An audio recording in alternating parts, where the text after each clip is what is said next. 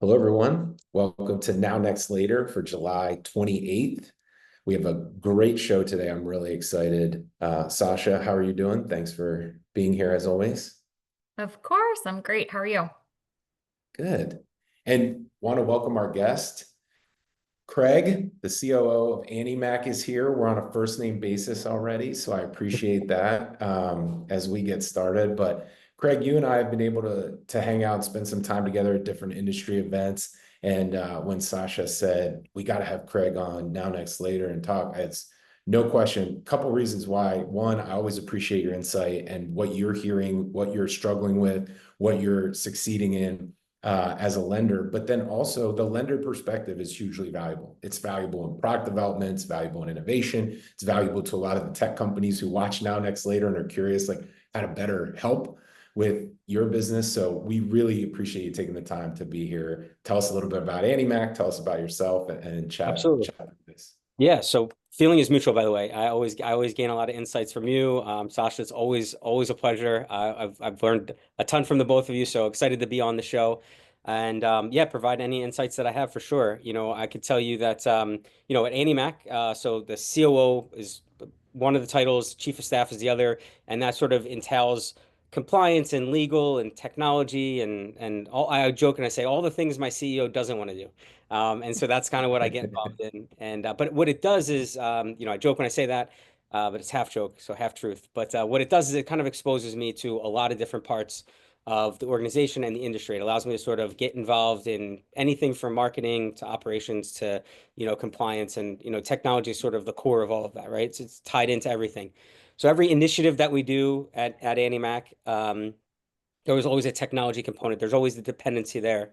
Um, that we're always sort of trying to prioritize what is the most important thing going on. So I do have some cool insights that I'm looking forward to sharing and talk a little bit about where we are focused. And excuse me. So one of the things that I'll touch on, which is like automation, AI is Mhm. the thing that like every time I open up LinkedIn and I look at it, like somebody's talking about that, and so obviously we're focused on it too. We're very much kind of locked in, trying to understand where that application is best. Now we recognize that that application can be placed a lot of places, but it's where's the best place? Where's the best place right now for that type of thing to go in? And I will tell you, there's definitely some use cases where I'm a little underwhelmed, quite frankly. And I just feel like that we're not necessarily the sort of the problem statement and the solution aren't necessarily aligned. And so like there are some things that I see now where it's related to like taking the 1003 and having some voice AI go in and doing that. And I just sort of I don't know, that one doesn't really excite me as much as it excites some people that I really respect in this industry because I feel like that's not the problem that we're trying to solve, right? Like I'll and then there'll be that $13,000 cost to produce number that keeps getting thrown up there. And Mhm. but I don't think it's all that cost is in sort of like taking a 1003, right? Like, and I think like if people think that their originator is their job is taking 1003s, I would say you're kind of out of touch with what it takes to be an originator today, right? And winning business and customer acquisition is totally different than just inputting a 1003. I think we've solved that problem as an industry for the most part. I think we're over indexing in that space. But there are definitely some other things that are very intriguing, right? Like how can we leverage this technology to produce decisions, not loan file decisions, but task-based decisions. And that's Mhm. really where we're honed in. That's where we're trying to really dial in as and I'm happy to dive even further. But that's kind of like the now. That's where we are in this moment. Yeah, I love Yeah. that reflection, Craig, and I would echo what you said. And I also have compassion for those that might just be trying. We so many times on this show and in other webinars, we hear people say just start somewhere and start small. Yeah. And so I could see how people would go for the application and try and find ways there to make things better, easier, or try AI on for size. But to your point, things that are meatier that are going to really push where we want to go that take advantage of AI in the right ways feels like a really good investment of time and resources. And I like the task based versus loan based because so many, I think, on the lender side are still nervous about loan based decisions in the hands of anyone other than particularly an underwriter. Yeah. So, in your mind, like, where did you guys decide how to start on looking at what tasks AI could really help with? Yeah, and I don't want to mislead anybody that we're not really far down this path, and you know, sort of, we are definitely comfortable being fast followers. Like in our mind, just as sort of at a philosophy level, we could be wrong on this, by the way, but you know, Annie Mac is not a fintech company; it's a mortgage company.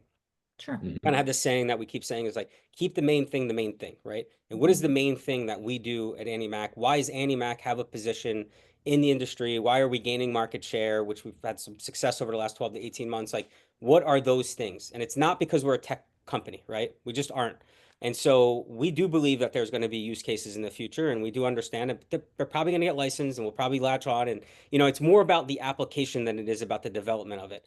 But to that end, how do you get ready for it? How do you sort of dabble in it? How do you sort of, and for us, it's extracting all of the tasks and conditions out. Like you know, if everybody on this call, everybody listening uses AI in some way, right? They probably use it as an information source. I don't know about you, but every time I type something into Google, an AI answer comes up first. I don't have to go through different websites and try to find the best source. I just go right off the answer right there. It's easy. It's better. It's great.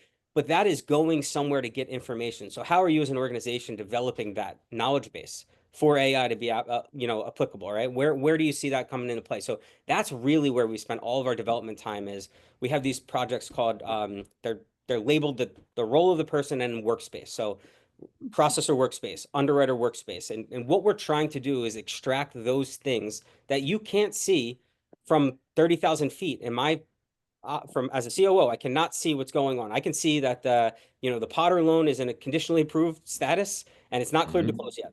But that might live there for 2 weeks. But I don't know what things are open on that. I don't know if the Potter loan is closer to closing than the Stair loan. I just know if they're both conditionally approved, and I know when they're expected to close, and that's it. And that's not just for me, that's for everybody in my organization. So how can we better extract that information so that we can use technology to be able to figure it out? So I envision a world in which we have a little Annie bot powered by Capacity, and a situation where a loan officer is asking for what's the status of the Potter loan, and it's giving real time, just like I'm getting right now with ChatGPT or Copilot, Microsoft Copilot, which I endorse, to say, okay, the Potter loan isn't conditionally approved, and these are the open conditions they have, or these are the opening tasks. In addition to that, processor is going to follow up on this by this day and this day. So what's open and what's next, right? How can we sort of provide that information? So that's where we're focused. That's where we're driving towards. But I don't want to fool anybody in saying that, you know, we've got the AI thing down. No, I Well, think you're yeah, exactly I right. appreciate being conditionally approved. Sorry, Jeremy, go Yeah, ahead. you were close enough to That, defend that makes me feel good exactly. about myself. Thank you. Yeah, Craig, I think you're exactly right. The biggest thing we hear as feedback on both sides, lenders and the tech companies that support lenders, is when somebody is not being honest about what company they're in or what company they're running. So that clarity, I think, changes everything. Look, we're going to rely on best in class partners to do this and this because we know what we're good at, we know what they're good at, and we're going to find it. You made me think of a couple things, but the very first boss I had in this industry would always talk about watching the Starbucks employees set each other up for success down the line, right? Somebody takes the order, writes on the cup. Somebody puts the packet of sugar, which now is like a pump or something totally different. But at the time, the packet of sugar in the top on top, and then the next person grabs it, makes it, next person delivers it to you. Now we've automated a lot of that in part of the manufacturing process that you're talking about. We're still not doing a great job, sounds like, setting each other up for success on like, could we be doing something behind the scenes while we're waiting for this one? How do we parallel process these tasks? And what you're saying is like AI does a really good job pointing at the areas that we've forgotten about and saying, there's one, do that task right now while you're waiting on this, and get more going. Is that a good way to describe kind of what you guys are trying to do? Yeah, excuse me. Yeah, absolutely. That and also, like, if you think about the support team a loan officer has today, right? Like we don't envision a world in which the originator is getting replaced by AI. Like we are very much in the camp of like, no, like, and again, if you think that, like, I would challenge you to go spend a week with your originators, and then go see them prospect, see them get business. What does it take, right?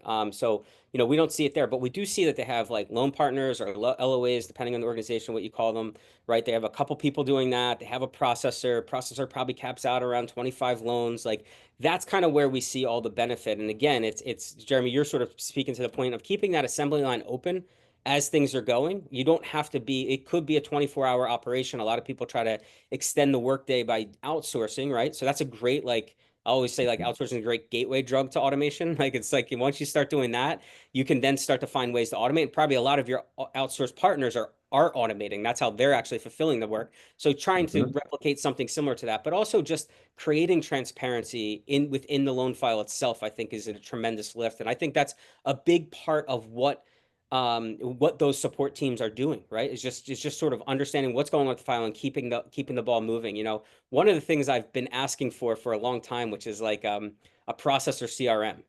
And it's like if you time studied, I'd bet everything I have that a processor spends more time in the file or working on the file. So whether you're using ancillary services or not, or systems, but working on a file than anybody else in the organization. Like we have like 3.5 to 4 touches per underwrite, and let's say they all spend about two hours on each file, which I don't think they do, but let's say they did. That'd be 8 hours. Sure. Guarantee the processor spends more time in that file, and yet there are no systems in place, uniform systems that processors can keep all of these things moving forward. So, you know, and then also they get a lot of information in, and then it's to the discretion of a processor to when am I going to send this over the fence to the underwriter? That is so archaic, right? So like why is it that? Why can't we say we recognize that we had a verification of employment condition? We recognize the document is there, and now we're going to spit out an outcome on that, right? Right there. Just has to happen real time. It doesn't have to sit in an inbox, wait to get uploaded to Encompass, wait for that processor who might be dealing with the file on July 28th because it's a closing day, heavy closing day, to remember to get to that file to move it forward. So, you know, that's exactly how we're thinking about it. And it makes sense, Craig, because this is an area that counterintuitively has gotten slower, right? I mean, it's yes, the world has gotten more complex in the last 10 years, but we've also had technology advancements that one would have hoped could have kept loan processors able to manage the same workload that they did 10 years ago. But the truth is, and you probably know the numbers better than me, at least 30, if not 50% cut in their ability to manage, a pipeline. Yeah. So, if we can figure out how to bring technology into the 21st century and leverage it in a way that can, free up some of those tasks you're talking about, and or bring light to and visibility to those tasks so they're not just sitting there waiting, speed up the process. Maybe we can get processors back to a place, and underwriters and so forth, to manage more in their pipeline than they have been able to because of all that layered complexity that's come into play. Yeah, you know, processors in particular, I would say the number one drain on productivity for processors is the need for loan officers to have the same processor and not share, right? That is the number one thing. So it's not as though they couldn't, although I do think the things you're saying are true, that there are so many more complexities in place and technology can certainly advance them. But the need for a small loan sales team to have one processor, even if that processor is at 75% bandwidth, it is, at least at Annie Mac, it is not a practice that we would say, listen, we're going to take some loans from this sales team and throw it onto this processor because she has 25% or he has 25% bandwidth, and 10% from here. It would not go over well, because it's like, I need my processor and I basically need them to work on my loans as I need. And I can't have them with some sort of like, conflict because they're working on somebody else's thing. And that really is a real need. I empathize with that need, but that really is because of, if I don't call them, I don't know what's going on. The only way to information is through a person. It's true, and it's archaic and it's wild, but that is definitely one of the things. So again, it kind of speaks to the point of having a transparent process that everybody understands what's happening, what happened, and what's happening with that file. And just have confidence to go back out there and sell and not worry about handing, walking the loan all the way through the process. Yeah, one of the things that I've taken to heart is being honest about human nature, right? And so one of the things we used to say on my team when I worked at a lender at Rocket, we used to say, everybody wants what I want when I want it. That goes for our customers, that goes for our real estate agents, that goes for loan officers, that goes for you and me in our professional and our personal. Like, I want what I want when I want it. Like, and that's not an unreasonable expectation. But a lot of times I think what you're saying is, like, in our industry, whether it's technology companies or lenders, they're just not actually admitting that and then building things around that need. They're saying, no, you should suppress that desire and do it this way. It's like, no, just be honest that this person needs it that way, and then serve it up that way. They want information when they want it. Let's give it to them. So where do you think, as you see it now, if you had to kind of predict the evolution of this technology, is it AI then the same way it enabled the search results and some of that like synthesizing of information we were saying when we checked ChatGPT for the questions we're asking? We're going to see that in the mortgage manufacturing process. Some of that, it's going to be really AI that delivers that transparency real time. Yeah, AI is definitely going to be a big part of it. So where I see AI really helping out is in like, so one thing we haven't talked about, which is definitely a drain on productivity, is like the more and more like product development, the expansion of Mhm. non-QM and these different sort of products. And at AndyMac, we have our own sort of innovative products that we've developed too. And it's really tough for the masses to fully comprehend. Like we roll out 3, 4 new products every single month. And like, Hmm.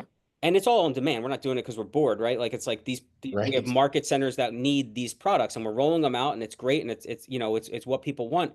But then they might not have that opportunity until 2, 3 months after we rolled it out. And they don't remember that training if they even attended that training, right? So like how do they remember like, okay, now I have that renovation loan that I was so excited we brought out, but now I finally have that opportunity. I have to re-engage with that onboarding of that product, or I have to re-engage with that training. How do I do it? That's one area where I really see it. Or new to an organization, I used to go to something as simple as like Paycom, right? Or I used to have paychecks, but now I'm in Paycom. Like, how do we get this? So I think like the support world is where AI is going to be super helpful. And again, it's like building that knowledge base so that your users can trust it, rely on it, and then and live on it, right?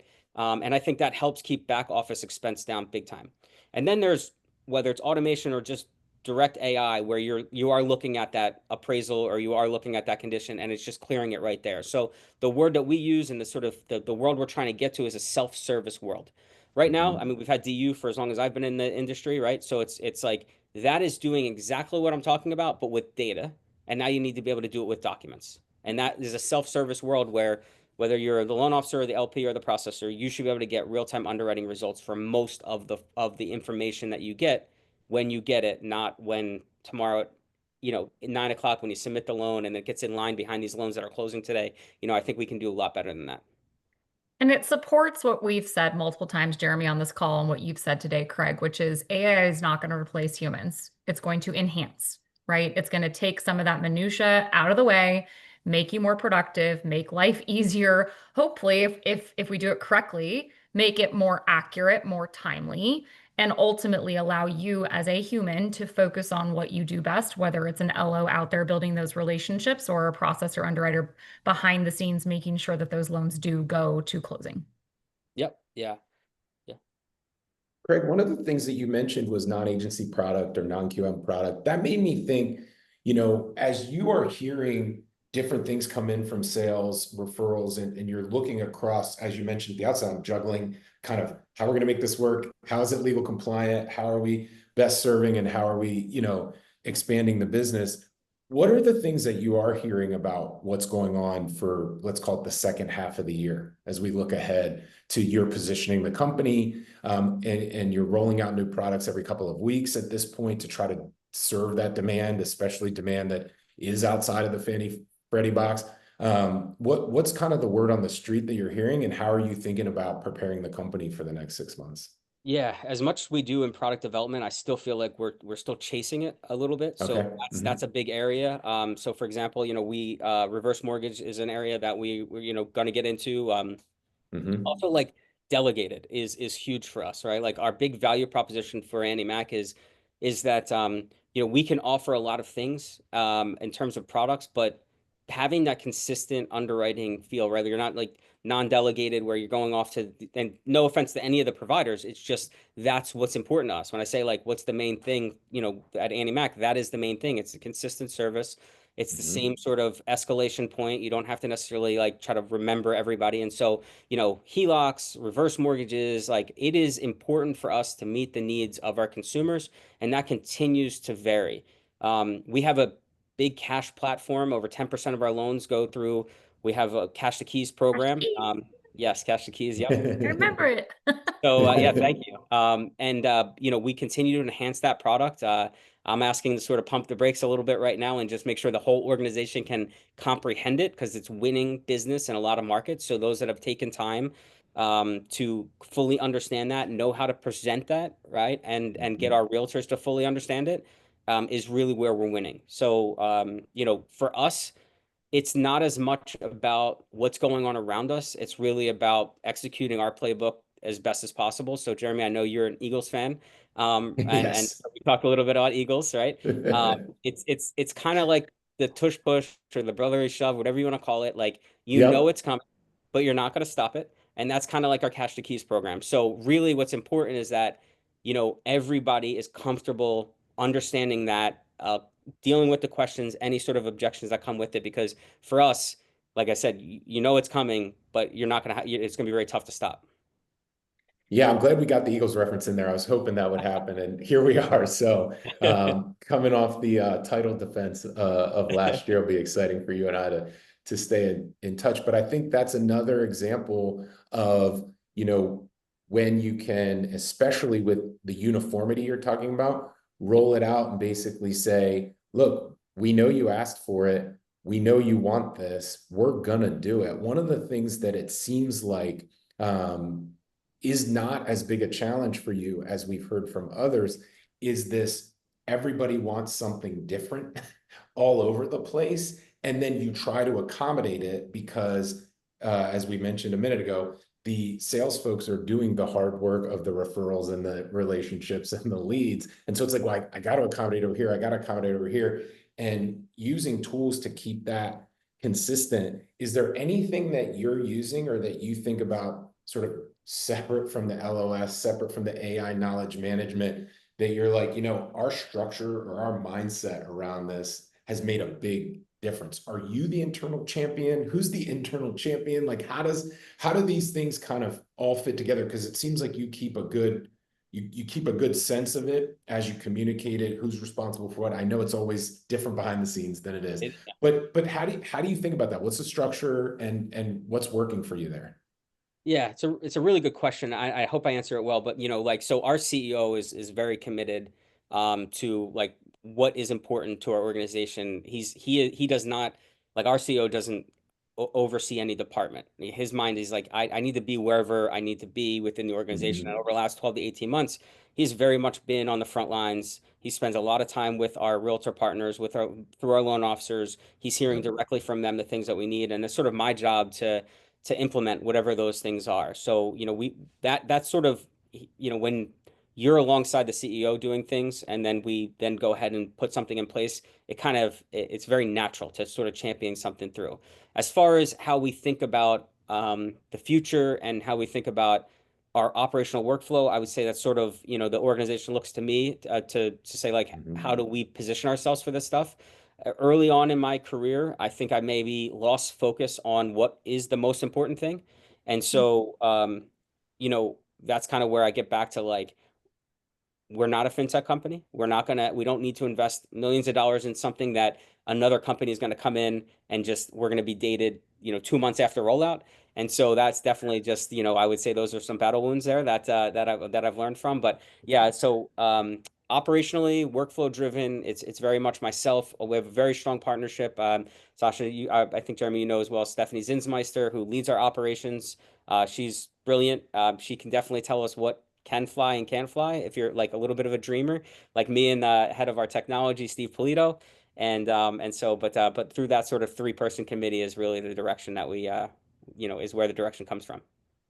I love Stephanie and very well deserved HousingWire 2025 Woman of Influence awardee. And I know that she is tough cookies. And I've often heard her say, if a vendor is going to come in and talk to me about a tech solution, if you can't prove that there's a savings or an ROI, don't Yeah. bother walking in and talking to me because I don't want to hear it. And I'm paraphrasing, but you know, she's pretty strong. So No. I'm curious, knowing that she's very involved in that, but I know you probably are too. When you do think about, since you said, "Hey, we're not a fintech," and I love the way that you phrased it earlier. I wrote it down. Keep the main thing, right? So if the main thing is, you know, getting people into homes, right? You're originating loans. and you are going to partner with others on the fintech side outside of cost savings ROI. Like, what does your process look like when you're evaluating? How do you think about your tech stack and how many vendors are the right amount? I mean, there's no obviously silver bullet here, but we constantly have people asking, like, give us something, right? Any tips or tricks that are working for you as you consider making sure you've got the right partners and the right tech stack in place to support you staying focused on the main thing. Yeah, I think thank you for that. And I think if you are asking your vendor for that information, you're out of order already. So Hmm. my point is that a lot of times it's very easy, and I go to a lot of industry events to get caught up in the solution, and then you're trying to back into where's the savings, where's the save. But like if you don't have the problem, if you're not well versed in what your problem is, that's secondary. The solution, the provider, and that's why like when we talk about AI, it's like I don't want to get so fixated on AI. It's like this big FOMO buzzword that's out there. It's like, well, I got to do something, otherwise I'm going to be left behind. You're not. You got to understand what your goals are, what your priorities are as an organization. We haven't spent over the last 12 to 18 months a ton of time in efficiencies. And matter of fact, that just wasn't our focus. Our focus was sort of bringing back production that we lost over from the COVID years, right? So we were very much focused on recruiting, retaining. And so our initiatives all came from recruit, retain, MLO productivity. That's where all of our initiatives came from. That's our alignment. That was our focus. So while everybody on LinkedIn is talking about AI or left behind, blockchain this, crypto, like it's like, okay, cool. That's somewhere. Like I know it exists. I'll come to it when my problem statement has that as my solution. So I would just say that you go to your provider. It's not necessarily their job to come up with something. You could challenge them. They definitely, one of the questions I like to ask my provider is like, what is success? Like when they reference they reference lenders. Oh, we work with so and so. We work with so. Okay, cool. How do you quantify?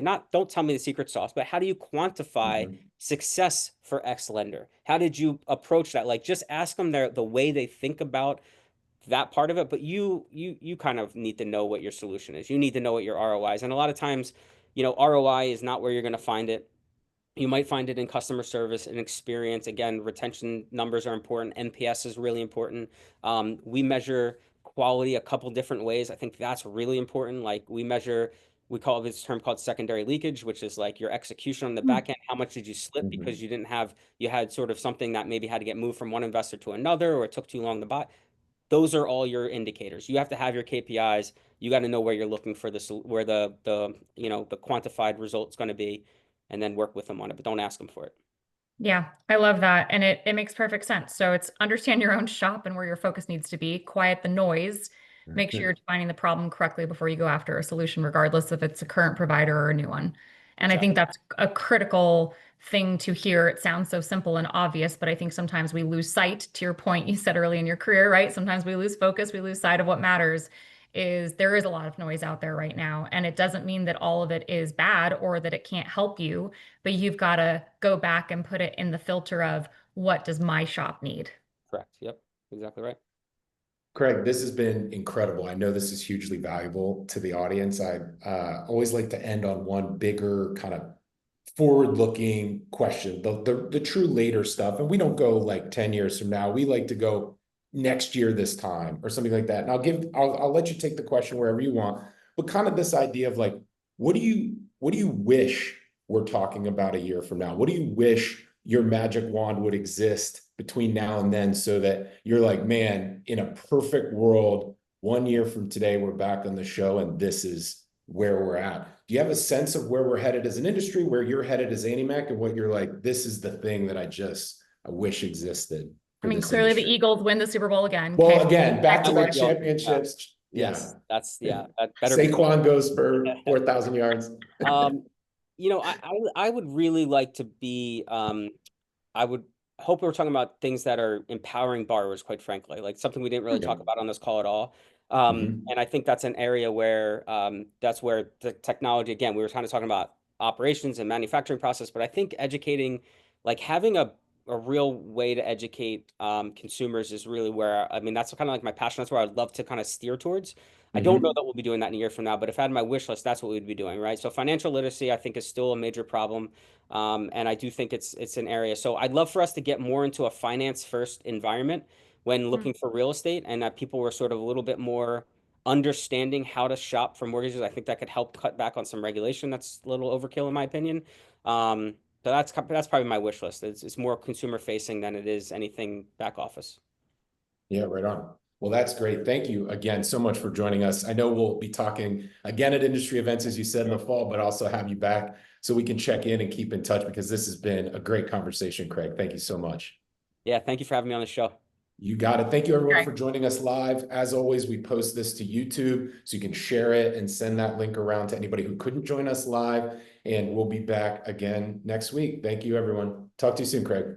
Bye. Go Eagles. Go Birds.